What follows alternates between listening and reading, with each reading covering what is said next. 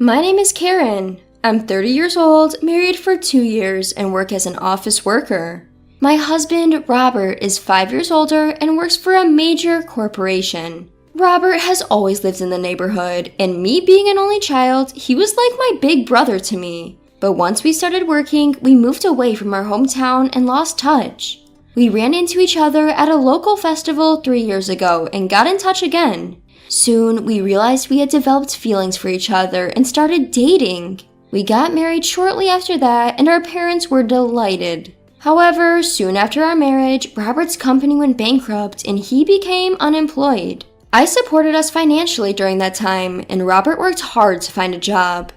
After about 6 months, he finally secured a position in the current company, so we breathed a sigh of relief. Not only that, but Robert has shown remarkable growth at his new workplace and is now being considered for a promotion. Things were going well until Robert started turning outright arrogant.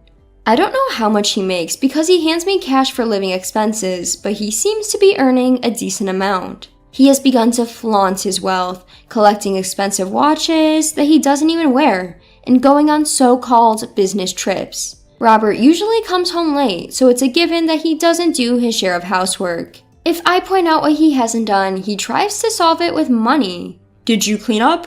Oh, I forgot. But you're home more, so just do it without complaining. I can give you extra pocket money if you want.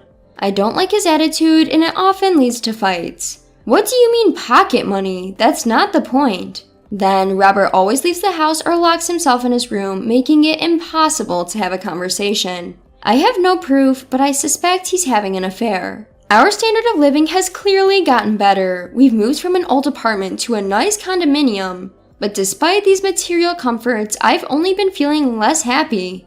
One day, while I was at work, I received a phone call. Your mother collapsed! It was my father on the line. I rushed to the hospital, but it was too late. My mother had a chronic illness that worsened, and she had collapsed at home.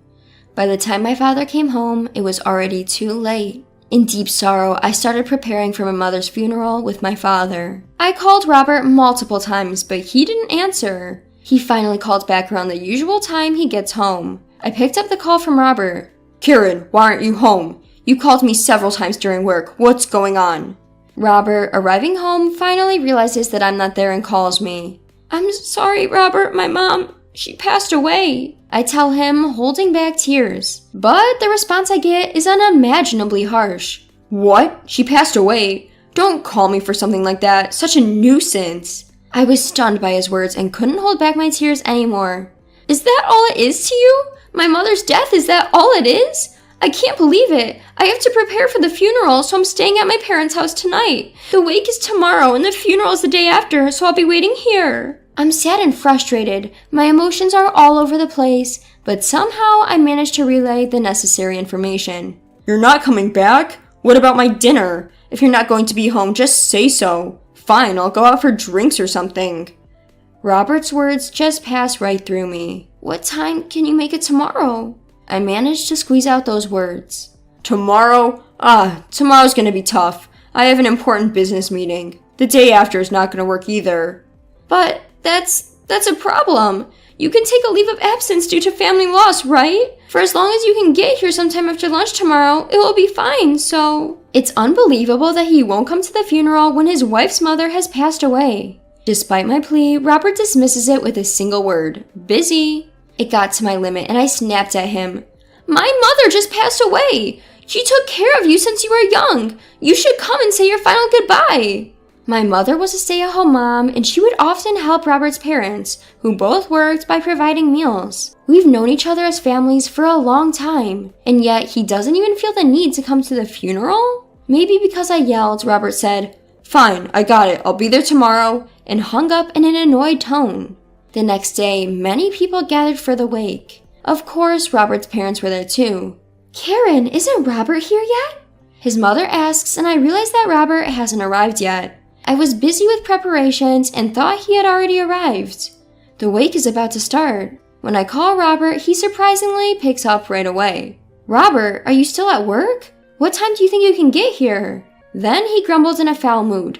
I'm still working. I can't go today. Yes, he yelled. There's no point in talking to him anymore. I gave up for the day, told him the time of the funeral tomorrow, and hung up the phone. Robert's parents apologized profusely to my father and me, and had called Robert numerous times, but their calls never went through. I believed he would at least come to the funeral, but Robert did not show up the next day either. To make matters worse, when I called him, he said, "I earn a great hourly wage. I could go, but can you afford it?" I had had enough. I no longer care about him. It was all about money again. No matter how much money one has, or how good a life one leads, I can't stand to be with a person who has no morals. I decided to get a divorce. Amid all this, at the funeral, a woman approached me. "You're Karen, right? I'm a classmate of your mother, and we just had tea recently." She told me through her tears, and I inadvertently shed tears too. The woman continued to ask, "Where is your husband?" When I responded that he was busy with work and couldn't make it, the woman began to quietly rage. "He can't come because of work. That can't be true." I was confused because I didn't understand what she meant, but she noticed and explained to me. "I'm an executive at Robert's company. I heard there was a brilliant guy who had just joined, but when I hear the story, I realized it was your husband, Karen. But he seems to have started slacking off at work recently, and apparently there were complaints from clients just yesterday too." I was surprised to hear this, but perhaps the reason he yelled when I called him yesterday was because he was in a bad mood due to that complaint. I wanted to know more about it, but the lady, being considerate, left without delving deeper into the conversation. That night, I once went back home and packed all the essentials. Robert was not home yet and didn't answer his phone either. I left a note saying I'd be going to my parents' house for a while and left the house. The next day, I got a message from the executive woman. It seemed that Robert had submitted his leave of absence and was off again that day. But when I told her that he had not shown up for the funeral after all, she muttered, "I figured," and told me everything. At last she said, "I think he will be fired on the spot. The next time he comes to the office, his seat will probably be gone." The call from Robert came the following night. "When are you coming back?" He sounded grumpy, but I wasn't afraid. I had no feelings left for this man anymore. "I'll be picking up my things soon." "Huh?" "I won't be coming back." "What are you talking about?" Robert responded in a ridiculing tone. "Let's get a divorce." When I firmly said so, Robert laughed derisively. "Divorce? Why are we suddenly talking about that?" "I can't live with a man who doesn't even attend his wife's mother's funeral. That's beyond wrong." "Oh, right. Do whatever you want. You're the one who's going to struggle without me around, Karen." "I'll come by tomorrow, Saturday. I'll be picking up my things and bringing the divorce papers. Be home, okay?" I had everything prepared and was ready for anything. The next day, I headed home with the divorce papers. When I opened the door, Robert was sleeping on the couch. Empty beer cans were scattered on the table. Then I felt something was off. As I glanced towards the bathroom, a woman came out. "Huh?" When I inadvertently mumbled, the woman noticed me and gasped. At her voice, Robert jolted awake. What the hell are you doing here?" Robert stuttered, gaping at me. "I told you I'd be coming to pick up my stuff today, right? With the divorce papers?"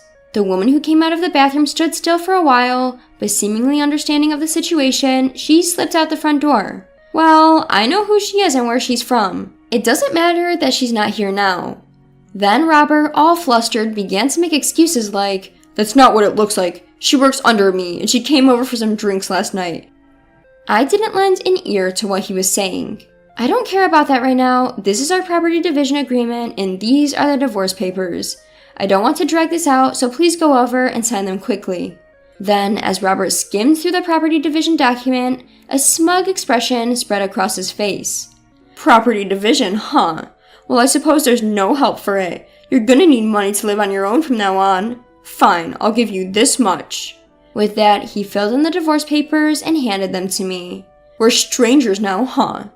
I was so disgusted by his smug face that I grabbed the divorce papers and walked out the front door. Later, I submitted the divorce papers to the city hall, and we were officially strangers to each other. Yet, a few days later, Robert visited my parents' home. "Karen, what the hell is this?" Oh, it arrived, didn't it? What Robert had in his hand was a bill for alimony. It was something I had claimed through my lawyer. "Damages? What's that about?"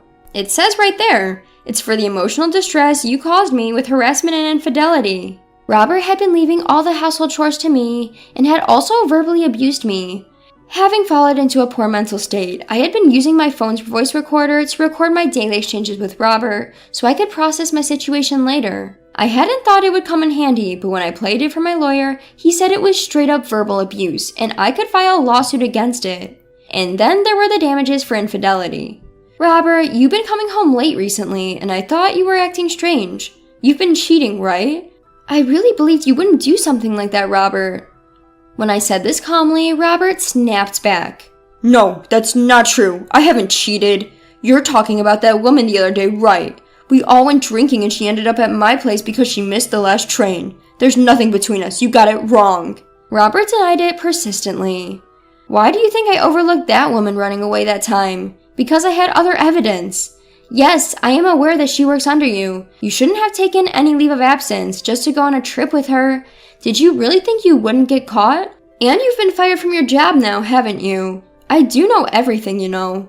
At that, Robert looked at me with wide eyes.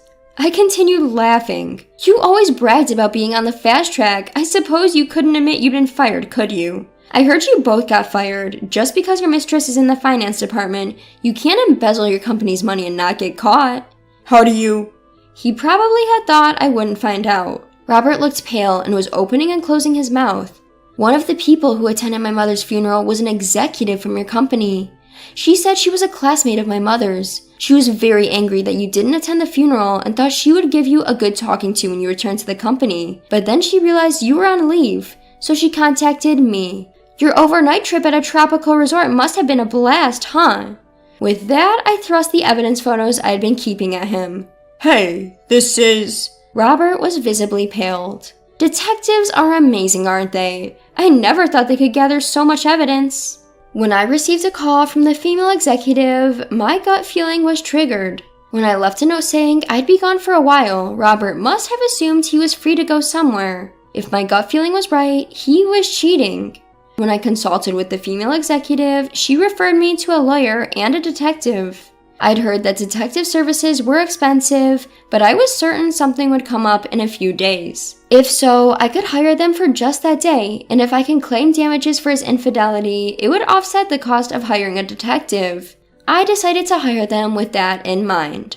On the day of the farewell ceremony, Robert came home and found out that I won't be coming back. He then left for a trip with his lover on the next day. Enjoy your little affair vacation, not knowing a detective is tailing you or that you've been fired? Must have been a surprise to return to work and find your seat gone, right? Finally, Robert opened his mouth. So, it was all your fault. I couldn't help but laugh hearing that. What did I do? You were the one misusing your leave and embezzling your company's funds, weren't you? I straight up told him. Just because you're jobless now doesn't mean you can avoid paying me alimony. We'll also have property division, and you should be able to pay it all by selling off your unnecessary watch collection. I want my money, and I want it now. With that, I slammed the front door. When the female executive called me, she said I thought so because she noticed a suspicious movement of their company's funds. The one in charge of accounting, my husband's lover, was suspected. And because she had heard rumors about Robert having an affair with her, she looked into it thoroughly on the same day, and sure enough, they were carrying out an embezzlement. That's probably how they were financing their affair. Both were fired on the spot, it seems. Later, Robert transferred the entire amount of damages at once. I have no idea what he's doing or where he is now. I haven't heard anything, and frankly, I don't care. Despite everything, I am grateful for this outcome. If it weren't for this, I would have never considered breaking up with Robert and would have continued to suffer. Maybe this was the final lesson my mother wanted to teach me. I'm all fine now. I'm living well now so I can take care of my father.